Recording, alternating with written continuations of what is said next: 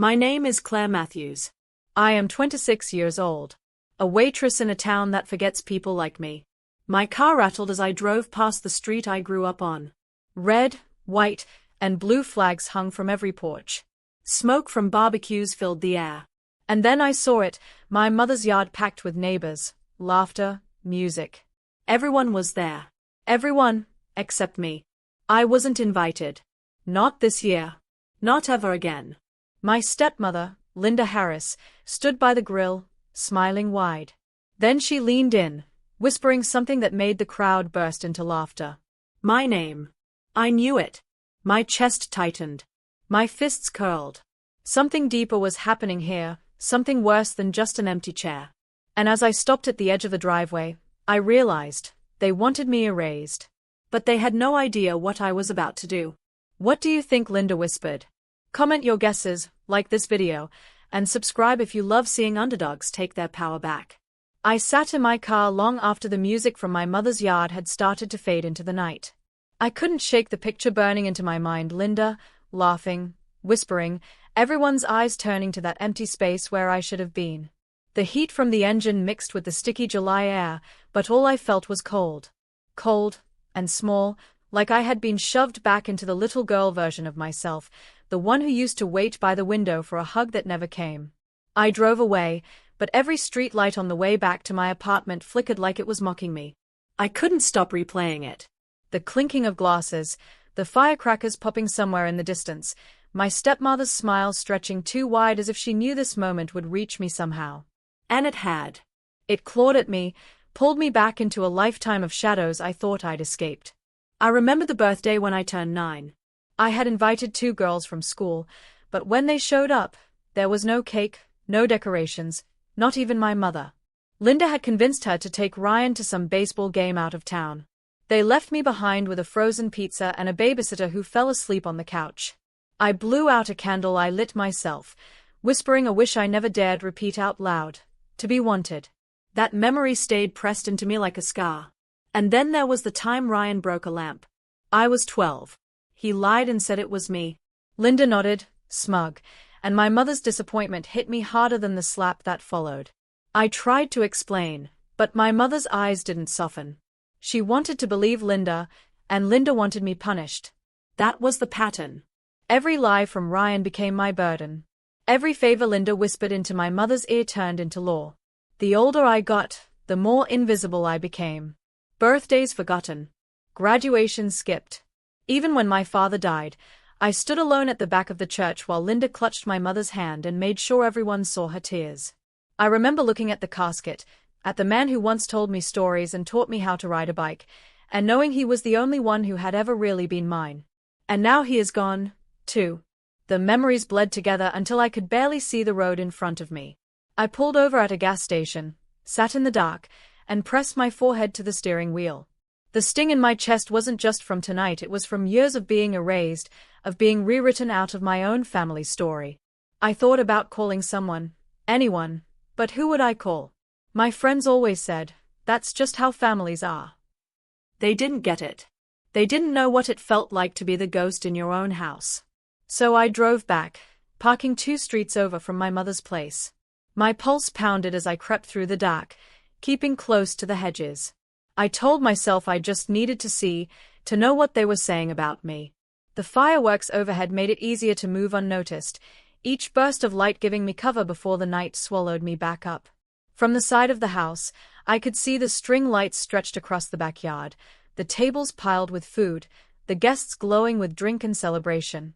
And there she was, Linda, still at the center, her hand resting possessively on my mother's arm. She leaned in close, whispering something, and my mother nodded. It was the same dance I'd seen my entire life. Linda's poison dripped slowly until it stained everything. I edged closer, heart hammering in my chest. Their voices carried just enough for me to catch pieces. Linda's tone was low, sweet, rehearsed. My mother's laughter followed. Then Ryan's voice cut through, smug and confident in the way only golden boys ever sounded. I froze. I heard it clear. Ryan, bragging, telling a neighbor about the house. My father's house. The place he had worked his whole life for. The place he had once promised would belong to both of us, me and him, split down the middle because family should always be equal. But Ryan said otherwise. He said he was inheriting it all. Every square inch. The neighbor asked, "What about Claire?" And Ryan laughed. That same laugh he had when he broke things and pinned it on me. Claire? She's not even in the picture anymore. I pressed my hand over my mouth to stop the sound that wanted to break free. Linda's voice slipped in then, calm, smooth, sealing the deal. It's all taken care of. The will has been adjusted. Claire doesn't need to know. The ground spun beneath me. My stomach lurched. My father's voice, his promise, his love for me, it was being erased the same way everything else had. They weren't just cutting me out of a party. They were cutting me out of my own bloodline. Out of my father's legacy. Out of everything he wanted for me. I backed away, my legs shaking, the night air pressing heavy against my chest. My heart screamed inside me, a mix of rage and heartbreak so sharp I thought I might collapse right there in the shadows. And then, just as I turned to leave, Linda's eyes lifted. Her gaze swept the yard, then locked on the hedge where I stood. For a moment, it felt like she could see me, like she knew I had heard everything. Her smile curved slowly, deliberately, into something that wasn't for the guests at all. It was for me. And in that silent exchange, I knew Linda had been waiting for this. I barely slept that night. Every time I closed my eyes, I saw Linda's smile. That slow, knowing curve of her lips when her eyes found me in the dark, as if she had been expecting me all along. I lay on my couch staring at the ceiling until the morning light crept through the blinds, and even then, my body refused rest. My mind was too loud. The words I overheard spun in circles. The will has been adjusted. Claire doesn't need to know. By noon, I couldn't take it anymore. I needed answers. Real ones. I drove back to my mother's house, this time in daylight, no shadows to hide me. I rang the doorbell harder than I meant to, my knuckles aching with the force of it. When she finally opened the door, she looked tired, like the party had taken its toll. Or maybe she didn't want to see me at all. "Claire," she said flatly, not even surprised. "We need to talk," I blurted out before she could close the door. My voice cracked, but I pushed through it. "I know about the will. I know about Ryan getting the house. Dad never wanted it that way. He told me, he promised me." Her eyes darted away, just for a second, but I caught it. That flicker of guilt before she pulled her mask back on. "This isn't the time," she muttered. "Then when is the time?" I stepped forward, into the house I hadn't been inside for months. The air smelled like charred meat and smoke from the party, and it made me sick. "You didn't even invite me last night. You cut me out, and now you're cutting me out of Dad's legacy too. How could you?" Her hand trembled on the doorknob, but her voice stayed cold. "Linda has been helping me manage things. She understands the paperwork, the finances. Ryan deserves the house. He's responsible. His, not me." I snapped. "He's not your daughter. He's Linda's son, and you've let her take everything from me." That was when she finally looked at me, and the ice in her eyes shattered what little hope I had left. "Maybe you should let this go, Claire. You've always been so difficult." "It's exhausting." The word landed like a punch. Difficult. That's all I had ever been to her. Not a daughter. Not someone to love. Just a problem she let Linda solve by pushing me further and further out. I left before the tears could spill in front of her. The slam of the door behind me felt final, like a coffin being sealed. Sarah's voice was the only one I could bear to hear after that. My best friend since high school, the one person who always picked up when I called. I met her at the coffee shop downtown, the one with chipped mugs and sticky floors but strong coffee that tasted like survival. She hugged me, and for a moment, I thought I might break right there in her arms. But I held it together until we sat down. Then it all came out, the barbecue, the whispers, the will, my mother's dismissal. Sarah stirred her coffee slowly, letting me unload. When I was done, she sighed. "Claire, I love you, but you've got to move on. Your mom isn't going to change. Linda's been running that house since you were a kid. You're better off building your own life, away from all that poison." Her words stung because part of me knew she was right. But another part of me, the louder part, the part my father raised, refused to accept it. She's stealing from me, Sarah. From us. My dad wanted me to have that house too. I can't just let it go. Sarah reached across the table, squeezing my hand.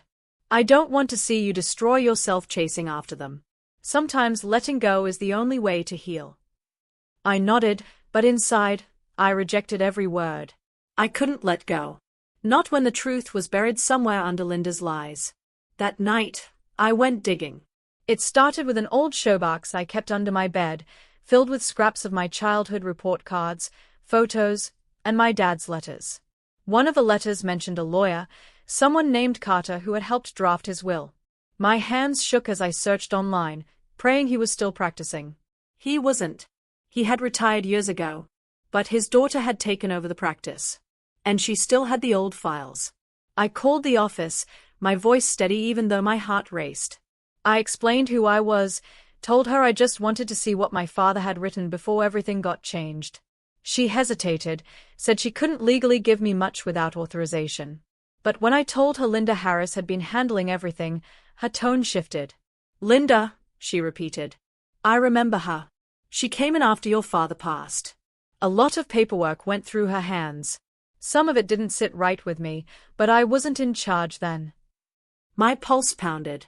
What do you mean didn't sit right? A pause. Then carefully, there were signatures. Amendments. Things that didn't look consistent. But I can't discuss more without proper clearance. She wouldn't say it outright, but I heard enough.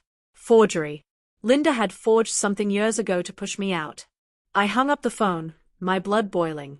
All those years, all those times Linda had smiled at me like I was nothing, she had been rewriting my life on paper, erasing me not just from my mother's heart, but from my father's will. I knew then what I had to do. Linda had an office in the house.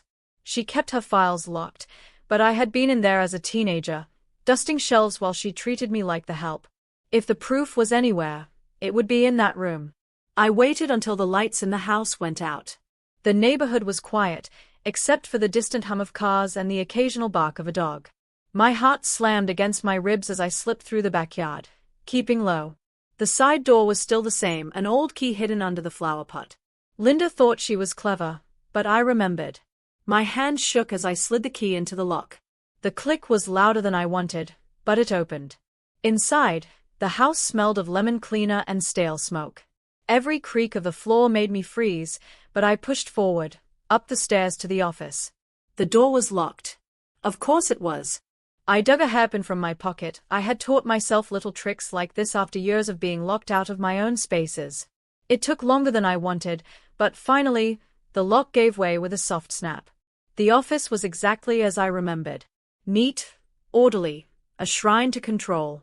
Filing cabinets lined the wall, and a desk sat in the center, papers stacked with military precision. My breath hitched as I pulled open the first drawer. Bills. Receipts. Insurance papers. Second drawer, tax forms, contracts, correspondence. Third drawer, wills, amendments, notarized documents. My hands shook as I sifted through them, searching for my father's name. And then I saw it. His handwriting. His signature. But right next to it, something was wrong. Another page, same date, but the signature wasn't his. It was close, but not the same. Proof. My chest tightened as I clutched the papers. My father's real will, and Linda's version. Side by side. And then, the air shifted.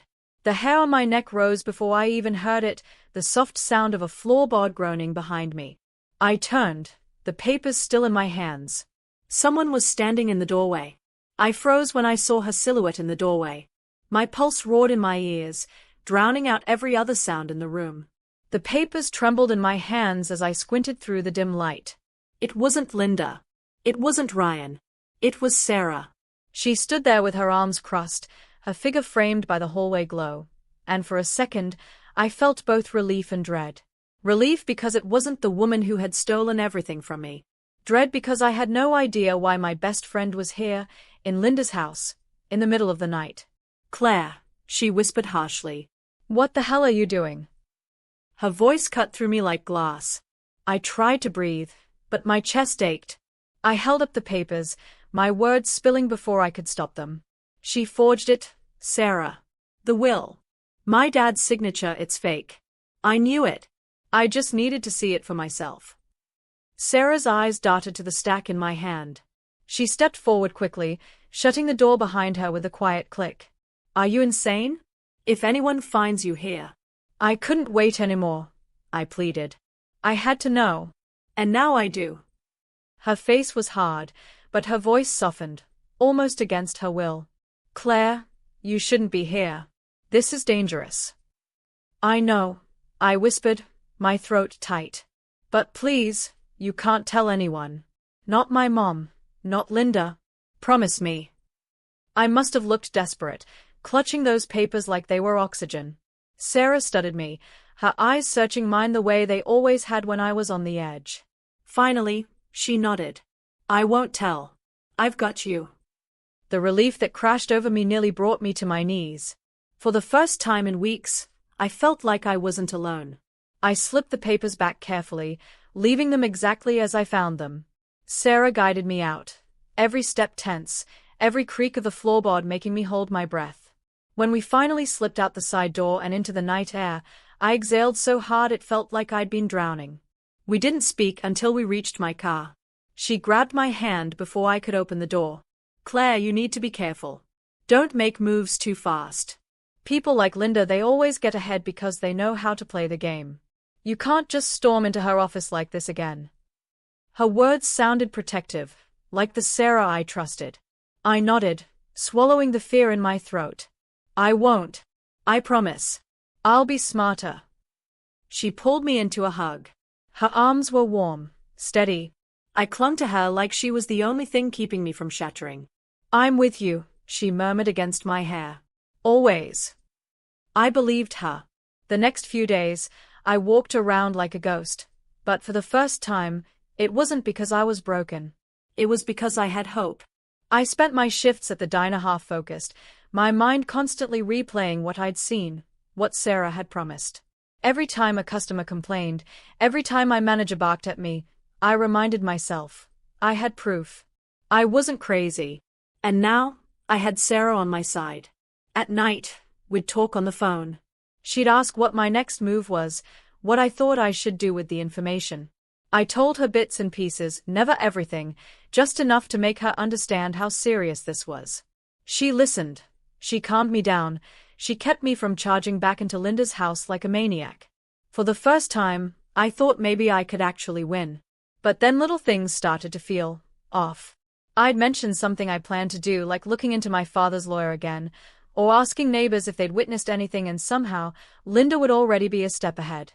One afternoon, when I came by the old neighborhood, Mrs. Jenkins, the nosy woman across the street, stopped me before I could even walk up my mother's driveway.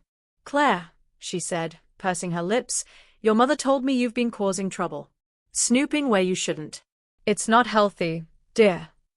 The way she said it, like I was some deranged child, made my blood boil. My mother couldn't have known unless someone told her. I brushed it off at first, convincing myself I was paranoid. But the pattern grew too sharp to ignore. Every time I made a move, Linda already knew. Every door I tried to push open slammed shut before I even touched it. And then came the moment that ripped away the last of my doubt. I had finished a late shift at the diner and decided to swing by the pharmacy. As I waited for my receipt, I heard a voice from the next aisle over. A voice I knew was like my own heartbeat. Sarah. I froze. She was speaking low, but the store was quiet. Her words drifted over clear enough for me to catch every syllable. Yes, she found the documents. But I talked her down. She thinks I'm on her side. Don't worry, Linda. I'll make sure she doesn't do anything stupid. The blood drained from my face. My hands shook so violently I dropped the receipt. I bent to pick it up, my vision blurring with tears. My best friend. My only ally. The one person I had trusted with my secrets. And she was reporting everything to Linda. I didn't even wait for her to hang up. I stumbled out of the store, the night air slicing into me like knives. My chest tightened, my breath coming in shallow gasps. I had no allies. No one to lean on. The betrayal cut deeper than anything Linda had ever done. Because Linda had always been the enemy. But Sarah? Sarah had been my sister in everything but blood. And now she was the knife in my back. I stood there under the flickering streetlight, shaking, the world spinning around me. And for the first time, I wasn't sure if I had the strength to keep fighting. But then rage lit in me, hotter than ever before. If Sarah wanted to play for Linda's side, then she had chosen her fate. And I would make sure she regretted it. I walked out of that pharmacy with my hands shaking so badly I could barely grip the steering wheel. My ears still rang with Sarah's voice. Her tone was calm, almost casual, as she fed Linda the details of my every move. That sound replayed over and over in my head, stabbing me deeper than I thought possible.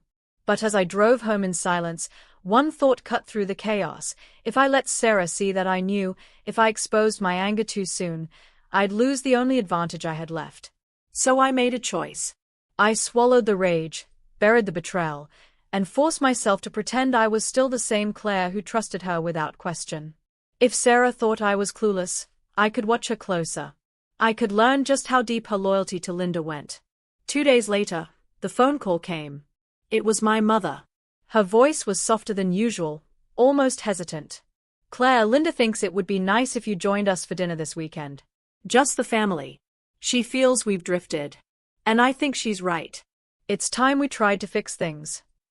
For a moment, I couldn't breathe. Linda, the woman who had erased me from my father's will, who had stolen everything I was meant to have, was suddenly extending an olive branch. And my mother, my own mother, was parroting her words like they were her own. Still, something inside me stirred. A tiny flicker of hope I didn't want to admit was still alive. Maybe my mother really did want to mend things. Maybe, if I played along, I could find a crack in Linda's armor. I agreed to go. The night of the dinner, I drove to the house with my stomach in knots. The place looked almost unreal under the warm glow of porch lights, picture perfect like it belonged in a magazine. I parked at the curb, sat in the car for a long moment, and whispered to myself, "You're not here to forgive. You're here to survive." Then I got out and walked toward the door. Linda greeted me first, her smile stretched wide, teeth too white, too sharp. "Claire," she said sweetly, like she was addressing a stranger she wanted to impress. "We're so glad you could join us. Come in, come in." Her tone made my skin crawl, but I forced a polite smile. Inside, the dining table was already set with polished silverware, linen napkins folded neatly, wine glasses catching the light. Ryan sat at the far end, scrolling through his phone like he owned the place, which, according to Linda's version of the will, he practically did. My mother hovered near the kitchen, wringing her hands like a nervous hostess. And then there was Sarah. She was already seated, her hair curled perfectly, her smile plastered on like nothing had changed between us. She looked up at me, eyes bright, voice cheerful. "Claire, you made it." I wanted to rip that mask right off her face, but instead, I hugged her lightly, careful not to let my arms linger. "Wouldn't miss it," I said, steadying my voice. We Saturday. The meal was extravagant, far more than my mother ever cooked on her own. Filet mignon, roasted vegetables, a bottle of wine I couldn't pronounce. Linda carved the meat with slow precision, sliding plates in front of us as if she were the matriarch of the family and not the outsider she really was. At first, the conversation was stiff. Linda asked about my job at the diner, her tone dripping with condescension disguised as curiosity. Ryan bragged about a new business venture Linda had helped fund. Sarah chimed in with little comments, her laughter too loud, too eager. Then something shifted. My mother poured me a glass of wine herself, her hand trembling slightly as she set it down. She looked at me, really looked at me for the first time in years. "Claire," she said quietly, "you've grown into such a strong young woman. I don't say it enough, but I am proud of you." Her words hit me like a punch to the chest. My throat closed up. For years I had begged for her approval, begged to be seen. And now, in this strange, tense dinner, she was giving me the one thing I had starved for my whole life. I blinked hard, swallowing back the tears that threatened to spill. "Thanks, Mom," I whispered, my voice cracking. For a few minutes, I let myself believe things could change.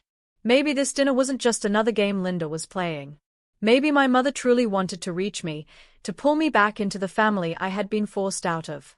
The warmth of that rare kindness carried me through dessert, even as Linda and Ryan laughed too loudly at inside jokes I wasn't part of. For a fleeting moment, I let myself feel what it would be like if things were different. But reality has a way of shattering hope when you least expect it. After dinner, I excused myself to the bathroom, my chest still heavy with the weight of my mother's words. I moved down the hallway, but instead of turning right, I drifted toward the back of the house. Voices carried faintly through the thin walls, drawing me closer. It was Linda. Her voice was sharp, confident. She bought it. Hook, line, and sinker. Honestly, it's pathetic how desperate she is for a crumb of attention. Ryan chuckled. She actually thinks she's back in the picture. You should have seen her face when Mom said she was proud. Like a dog being tossed a bone. Then Sarah's voice, clear and steady, joined them. Don't worry.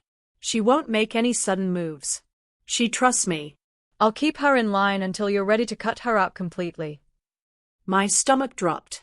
I pressed myself against the wall, my nails digging into the wallpaper. And then, the sound I wasn't prepared for, the sound that broke me more than Sarah's betrayal, more than Linda's cruelty, more than Ryan's smugness. My mother's voice. Soft, but firm. Good. It has to be this way. Claire can't handle responsibility. She'll only ruin everything if she's involved. Ryan deserves it all. We need to make sure she understands that. I felt my chest cave in. My knees threatened to give out. Every word carved into me like a blade. My own mother. The woman who had just looked into my eyes and told me she was proud, was already nodding along with Linda's plan to erase me completely. I stumbled back quietly, careful not to make a sound, my vision blurring as I made my way down the hall. My breath came in sharp, shallow gasps, but I held them in, choking on the betrayal, choking on the weight of what I'd just heard. I thought I had nothing left to lose. But hearing her voice in agreement with them proved me wrong. The people sitting around that table weren't my family. They were my enemies. Every single one of them. And I knew, as I slipped out the back door into the night, that the time for hoping was over. The time for war had just begun. The night of that dinner clung to me like smoke. No matter how many times I washed my face, no matter how many showers I took, I couldn't scrub away the sound of my mother's voice joining theirs. It followed me into my dreams, into my mornings, into every second of silence. I thought I had already known the depth of betrayal, but this was worse. This wasn't just a knife in my back. It was my mother's hand gripping the handle. I couldn't face anyone. I didn't want to. So I stopped answering Sarah's texts, pretending I hadn't seen her cheerful little check-ins. I ignored my mother's occasional calls, though she never left voicemails. And I certainly didn't step foot anywhere near Linda's world. I retreated into my own, shrinking my life down to the bare minimum. Work, home, bed. Repeat. The walls of my tiny apartment became both my prison and my shield. I left the curtains drawn even in the middle of the day. The hum of the refrigerator and the occasional bark of a dog outside were the only proof that the world hadn't stopped. Inside, time moved differently. Slower. Heavier. I stared at the ceiling at night, replaying everything, every word, every glance from my mother at that dinner. I kept asking myself the same question. What was wrong with me? Why was I so unworthy of love, of trust, of belonging? If my own mother thought I couldn't handle responsibility, if she believed I would only ruin everything, then maybe she was right. The self-doubt dug in deep. Days bled into each other. My appetite disappeared, replaced with the sour taste of grief that never left my throat. I'd sit in the corner of my couch, knees tucked to my chest, clutching a blanket like it was the only thing keeping me from dissolving. I thought about how much easier it would be if I just disappeared, if I slipped out of their lives for good, so they wouldn't have to pretend anymore. But then one evening, when the air outside was thick with the smell of rain, I pulled down an old box from the top of my closet. I hadn't touched it in years, not since my father's funeral. It was the only thing I had left that belonged to him: photos, a watch with a cracked leather band, a few envelopes he'd saved, though I never knew why. My hands trembled as I opened it, desperate to feel some kind of connection, something that reminded me I wasn't completely unloved. That's when I found it. At the very bottom, tucked beneath a stack of yellowed papers, was a leather-bound notebook. I froze, staring at it like it might disappear if I blinked. My father's handwriting was scratched across the cover in fading ink. Notes. I opened it with shaking fingers. The smell of old paper hit me instantly, earthy and sharp. The first few pages were filled with mundane things: business numbers, reminders, lists. But then, deeper in, the tone shifted. His words turned personal. He wrote about my mother, about how she had grown distant over the years, how Linda's presence seemed to change her. One entry, dated just a year before his death, sent chills down my spine. Linda has too much influence over her. I can see it, the way she whispers, the way your mother listens. Something isn't right. She's driving a wedge between us, and I'm worried it's working. I don't trust her, and neither should Claire. I read those lines over and over until the words blurred. My father had seen it. He had suspected Linda from the start.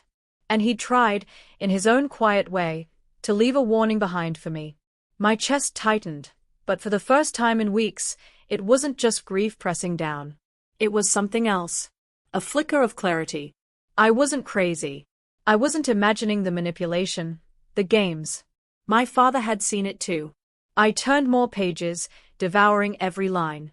He wrote about money disappearing from accounts, about how Linda always seemed to have excuses ready for why certain papers were missing. He noted arguments with my mother that ended in cold silence, always after Linda had been around.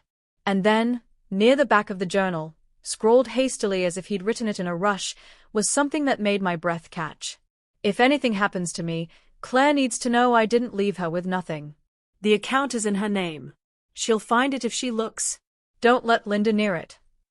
I read it again, and again, my heart pounding so hard I could hear it in my ears. An account. In my name. Hidden from Linda. Still untouched. The journal slipped from my hands, landing on the floor with a dull thud. I pressed my palms against my face, shaking. For weeks, I had been drowning in the ashes of what little hope I'd had left. I thought I was worthless, that they were right to cast me aside. But here was proof that my father believed in me. Proof that he had planned for me, protected me in secret. I scrambled to my laptop, my fingers moving without thought. I typed in his bank's name, my breath shallow as I guessed at possible logins, at combinations he might have used. Nothing worked. I tried again, and again, frustration clawing at me. Finally, I dug through the box again, flipping through envelopes, old letters, scraps of receipts. And there it was, an old, crumpled piece of paper with numbers scribbled across it. Account numbers. With shaking hands, I typed them in. The screen loaded, my pulse roaring in my ears. And then, suddenly, there it was. A bank account. My name is attached to it. The balance sitting in black and white, untouched for years, waiting for me. I gasped, covering my mouth as tears spilled over. My father had left me something. Something real. Something Linda had never been able to touch. But even as relief and gratitude washed over me, another feeling settled in, heavier, darker. If Linda ever found out about this, she would do everything in her power to take it from me. And I knew, in that moment, that discovering the account was only the beginning. Because secrets like this don't stay buried forever. I didn't touch the money right away. 4 days, I just logged in, stared at the numbers, and logged back out. It felt unreal, like a dream that would vanish if I moved too fast. I wanted to savor the knowledge that for once in my life, something was mine, something no one could take from me. My father's last act of love, hidden away until the right moment. But the longer I waited, the more I understood what that money represented. It wasn't just survival. It was a weapon. And if I used it right, it could change everything. So I started small. Quietly. A little went to fixing my car, because the old thing coughed and sputtered every time I turned the key, like it was one breath away from dying on the road. I went to update my phone a little, because if I was going to dig deeper into Linda's past and protect myself, I needed something that wouldn't shut off in the middle of a search. The rest, I kept untouched, like a loaded gun waiting in a locked drawer. I didn't announce anything. I didn't tell Sarah, I couldn't, not after what she'd done. I didn't even hint to my coworkers. I learned to wear a mask, smiling through shifts at the diner, pretending nothing in my life had changed. But behind that mask, I was sharper, clearer, moving with a purpose I hadn't felt in years. At night, I spread papers across my kitchen table like puzzle pieces. My father's journal. Old letters. Photocopies of documents I'd managed to sneak from Linda's office before Sarah caught me. I cross-checked dates, names, numbers. My head spun with connections, but slowly, the picture was forming. Linda had been manipulating my mother for years, twisting her into someone unrecognizable. And Ryan, smug, spoiled Ryan, was the golden boy they were protecting at all costs. I knew I couldn't fight them alone. So I started reaching out to the people they underestimated most. I stopped by Mrs. Dalton's place across the street, the woman who always sat on her porch knitting, watching everything like a hawk. She had lived in that neighborhood longer than anyone. People thought she was harmless, but I knew better. Nothing escaped her eyes. I asked casual questions about the family parties, about who said what when they thought nobody was listening. Her lips curled as she shared pieces of gossip, tiny threads I tucked away for later. I visited Mr. James, the retired postman, at the corner house. He still had sharp eyes, still remembered which letters were mailed when. Over coffee at his kitchen table, he mentioned how Linda always intercepted the mail when my father was alive, how certain envelopes addressed to him never made it inside. Another piece of the puzzle. The neighbors talked, and I listened. I didn't beg for their help outright, not yet. Instead, I let them feel like confidants, trusted and safe. Slowly, carefully, I planted seeds. Seeds that hinted at things bigger than gossip, secrets buried under polished smiles. I saw curiosity spark in their faces. By the time I left each house, I knew they'd be thinking about it long after I was gone. But the more careful I was, the more I noticed Linda watching me. She didn't confront me directly, not at first. She'd show up at the diner with that sickly sweet smile, ordering coffee she barely touched, staring at me over the rim of her cup. Or I'd catch her car parked at the edge of my street, engine running, lights off, gone by the time I blinked. She was suspicious. I could feel it. That only made me work harder. I kept moving in silence, keeping my steps light. I saved every receipt, tracked every word, rehearsed my explanations in case I slipped. I learned to study faces, to catch even the faintest flicker of doubt. But inside, I burned with determination. I would not let her win. Not this time. Days stretched into weeks, each one pulling me closer to something that felt like a plan. The journal. The neighbors' testimonies. The proof of forged documents. The money to back me up. Piece by piece, I was building my arsenal. For the first time in my life, I wasn't waiting for someone else to save me. I was preparing to save myself. But just when I thought I had control, the ground shifted beneath me. It happened one night when I came home late from work. The apartment was dark, but something felt off as soon as I stepped inside. The air was too still, too heavy. My chest tightened. I set my keys down quietly, straining to hear anything over the pounding in my ears. Then I saw him. Ryan. Sitting at my kitchen table, his elbows resting on the wood, his eyes glinting in the dim light. He didn't move, didn't blink. He just stared at me with a smug little smile that made my stomach twist. And in his hand, clutched like a weapon, was the folder I had hidden. The folder with the stolen proof of Linda's fraud. "Looking for this?" he asked, his voice calm, almost amused. My blood ran cold. My secret wasn't a secret anymore. And I knew in that instant my plan had just been ripped wide open. When Ryan leaned back in my chair like he owned it, the folder still in his hand, I felt my pulse racing so hard it drowned out every other sound in the apartment. His grin was lazy, almost playful, but his eyes were sharp, dangerous. "You've been busy," he said, tapping the folder against the table like it was a deck of cards.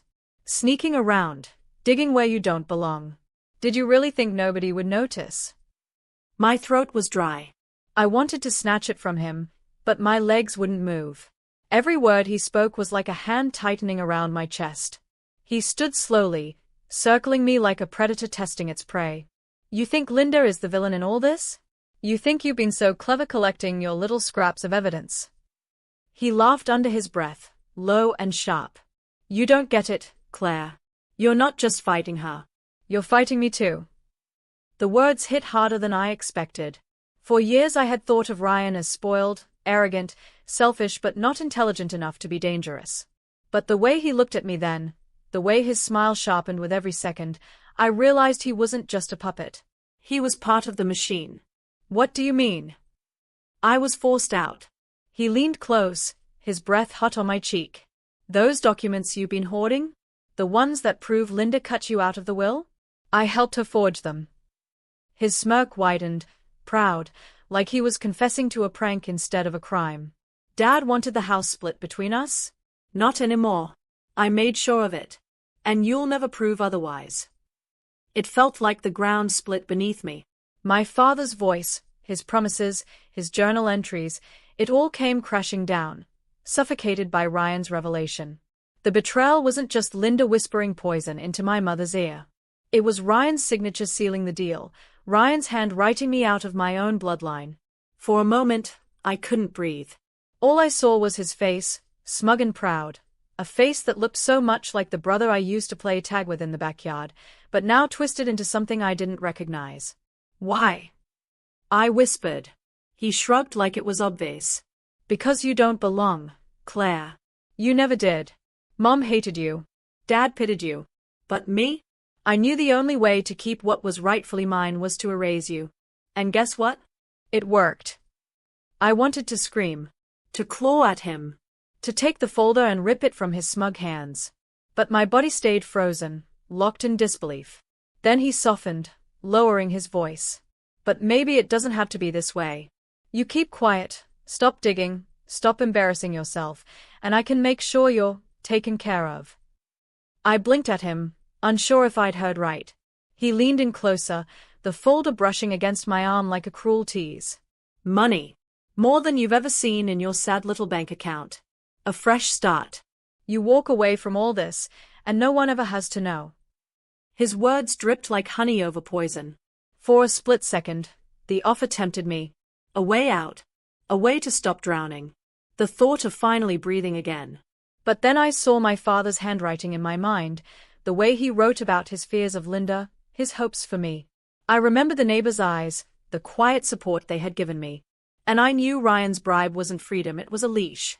Why would you think I'd agree to that? I asked, my voice trembling but louder than before. Because you're weak, he said simply, his grin returning. You've always been weak. This is your one chance not to end up with nothing. I felt my nails digging into my palms, my anger finally bubbling past the fear. You think I'm weak because I've been quiet. But you've underestimated me, Ryan. You all have. His grin faltered, just slightly, and that tiny crack gave me strength. We stood locked in silence, the air electric, the folder still between us like a live wire.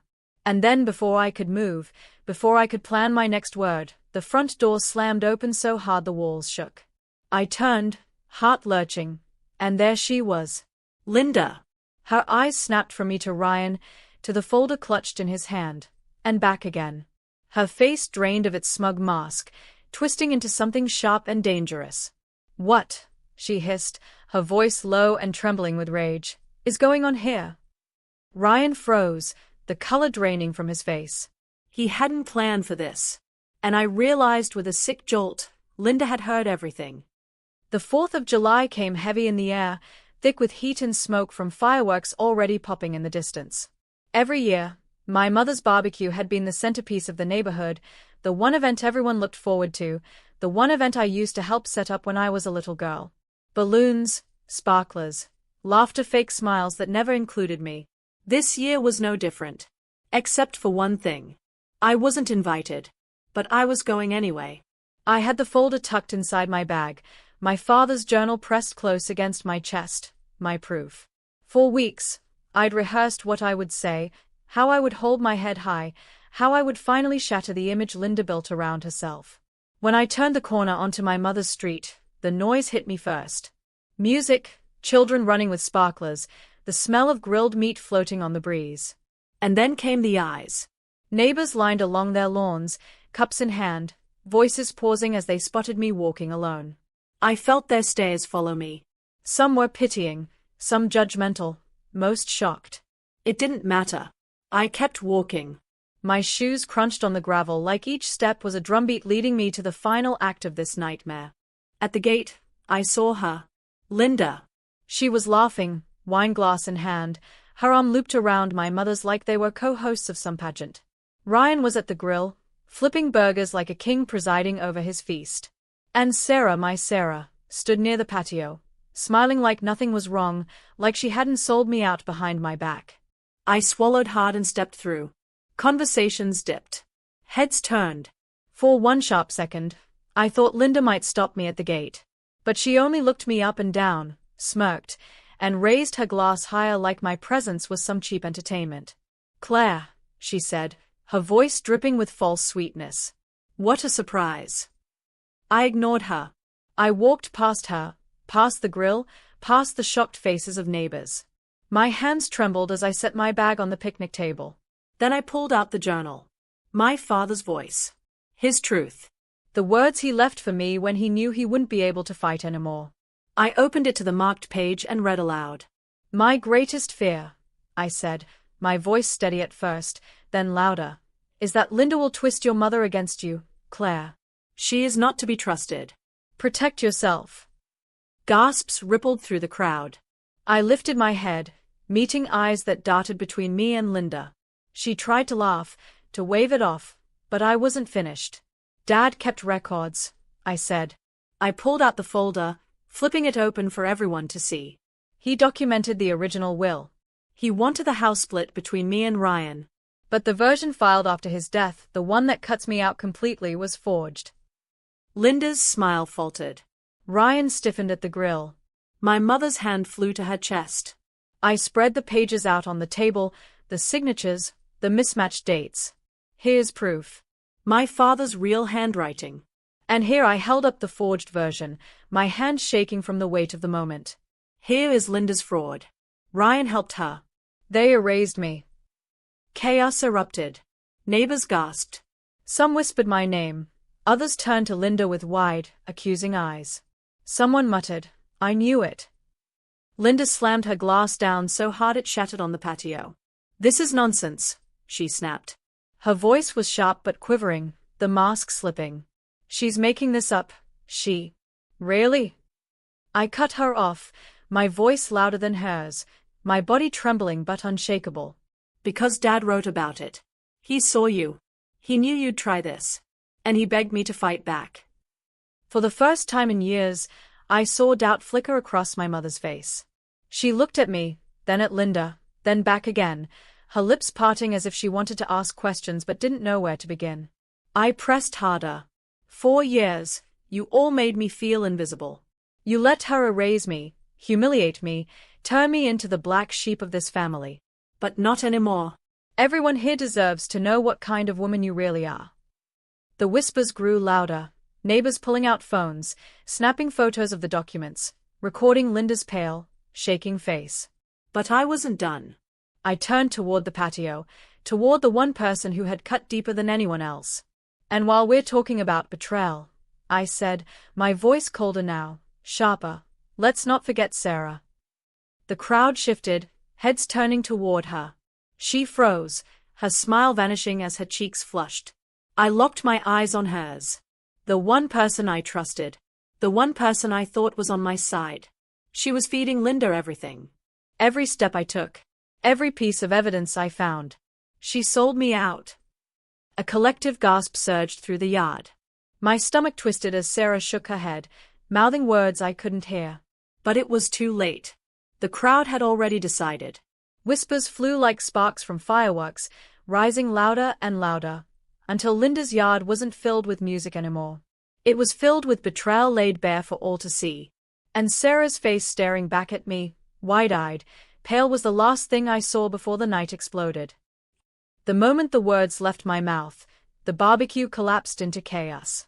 Conversations that once floated with laughter and music were replaced by shouting, gasps, and the sharp clatter of dropped plates.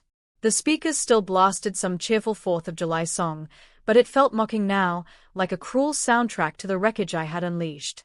The smell of grilled meat hung heavy in the air, but no one cared about food anymore. Every eye in that yard was locked on me, on Linda, on Sarah. The The fire from the grill popped and hissed, the smoke curling upward as if even it wanted to escape. My mother was the first to break. She stumbled forward, clutching at her chest like she couldn't breathe.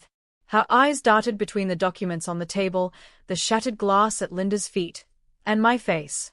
She looked at me as though she was seeing me for the first time, not as her daughter, not as the outcast, but as the messenger of a truth too ugly to deny.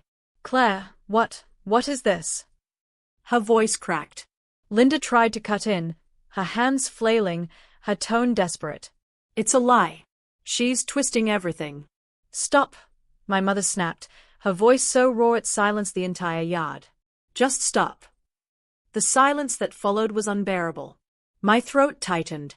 For a flicker of a second, I questioned myself, if I had gone too far, if maybe there had been another way. But then I looked at Linda, her face pale and furious, and at Ryan, frozen by the grill like he was waiting for someone to rescue him from the fire he helped build. And I knew there was no going back. Neighbors whispered around us, forming little circles, muttering words I could catch in pieces: forgery, fraud, betrayal.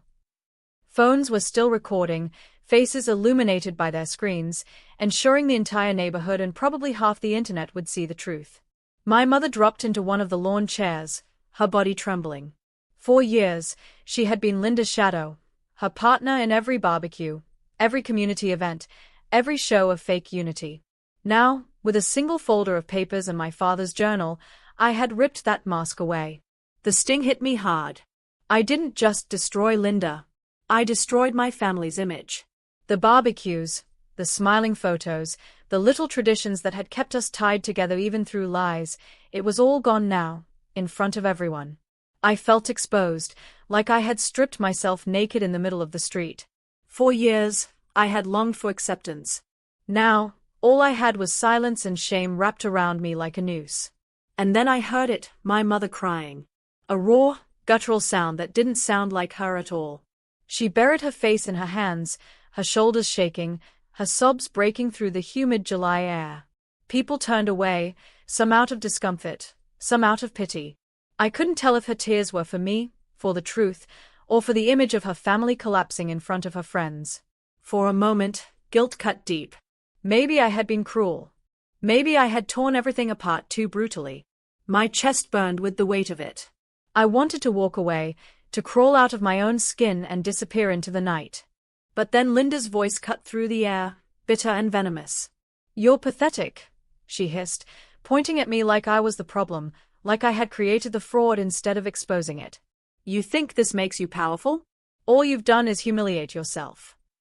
The crowd turned back to her, the balance shifting again. Whispers rose louder, angrier now, directed at her. A neighbor shouted, "We trusted you, Linda." Another woman muttered, "All those years of charity events, fake." Ryan tried to step in, raising his hands. "Everyone calm down. Calm down," a man barked. "You were in on it." Ryan's face flushed red. He opened his mouth but no words came out. The man's wife pulled him back, but the damage was done. The crowd wasn't on their side anymore. Sarah stood frozen near the patio, her hands clutching the edge of her drink so tight her knuckles turned white. She tried to speak, her lips forming the start of an excuse, but the neighbors weren't listening. They already knew enough. They shifted their attention to her, eyes filled with disappointment and disgust. The betrayal was obvious, written all over their faces. The people who once welcomed her, trusted her, were turning away. I saw it happen, the unraveling of all three of them at once.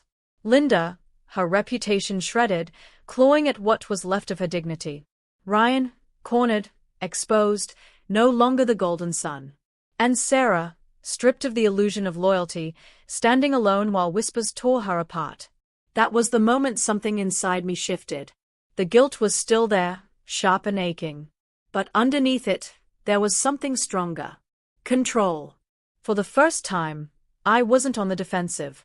I wasn't begging for scraps of acceptance or pretending to be grateful for crumbs of attention. I had the power now. And it wasn't just symbolic. The documents I carried, the proof in my father's journal, it all meant one thing.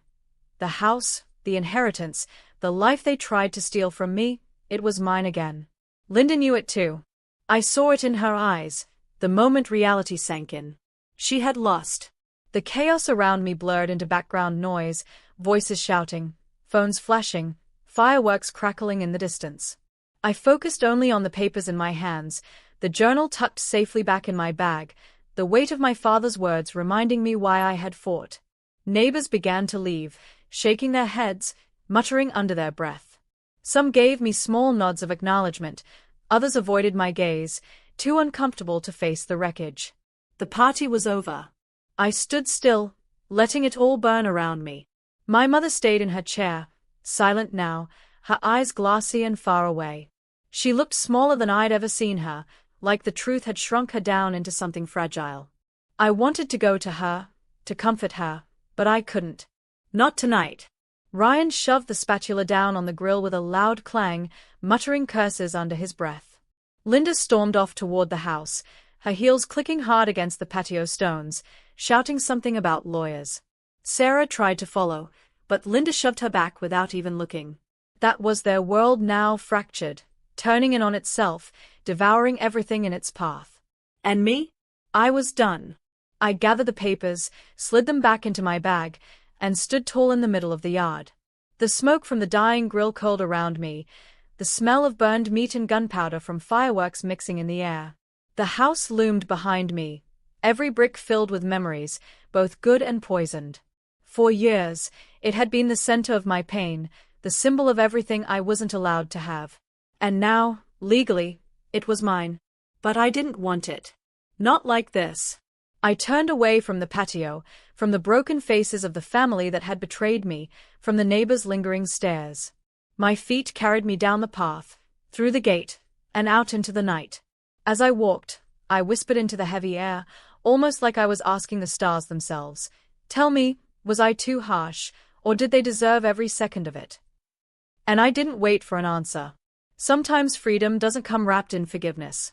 Sometimes it comes from setting fire to the lies, even if the flames scorch you too. That night, I didn't just expose them, I freed myself. I walked away with nothing but the truth, and somehow, that was everything.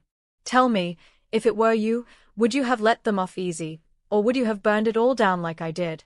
Drop your thoughts in the comments, and don't forget to like, share, and subscribe because the story isn't over yet.